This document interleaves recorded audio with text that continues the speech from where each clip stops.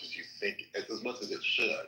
And I think that's at the heart of the whole this whole thing with I think that means for us collectively, I'm talking about us as U.S. citizens, we have to think more robustly about several policies that we're looking for from a politician, not just link up on one. Because I think if we focus on just one aspect of it, this is how you get to be pulled by all these propaganda messages. It's all the people. If you think back about this, the people who voted for Trump, you can go to them and explain, there's 20 things that are wrong about Trump, but their logic is, well, yeah, I don't like about this, that, and that, but I'm just interested in this one thing that I thought Trump would deliver on, and that's really not how you want to look at a politician. To be honest with you, you need to look at. That's how voters are here.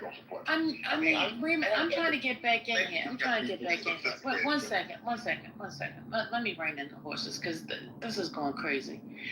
All of this obfuscate on what he said. He said a thing that is true. This is what the people who are voting are saying.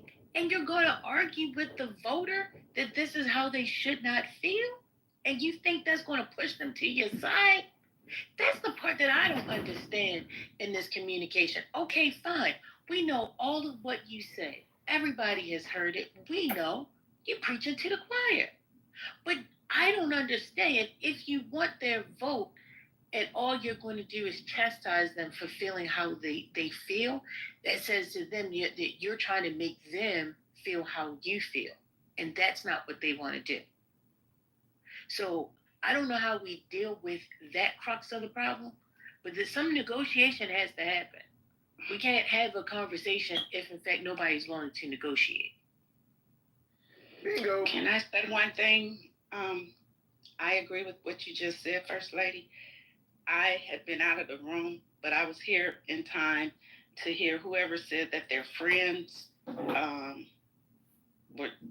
couldn't get down with the trans thing.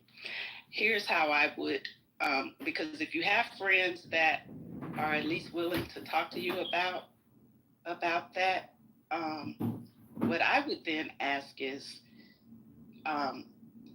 so did they hear the Democrats? I would say, so can you show me where the Democrats were so down with the trans? Or did the Republicans tell you that the Dems are so down with the trans? And did they stay on that message? Because at the end of the day, which is something that I found out late in the game, was the transgender thing was signed under Donald Trump. He signed off on that. I wonder how many people who voted against the Dems because of what the Republicans were saying even knew that. I pretty much pay attention a lot, and it was way late in the game when I heard that or realized that he's the one that signed it. So I think with our messaging, those are the type of things we need to be looking at. When they can drill down to a specific issue that caused them to flip their vote, why don't we do more talking to them about whether or not that's even true? Because we know they're lying on the other side. That's the thing.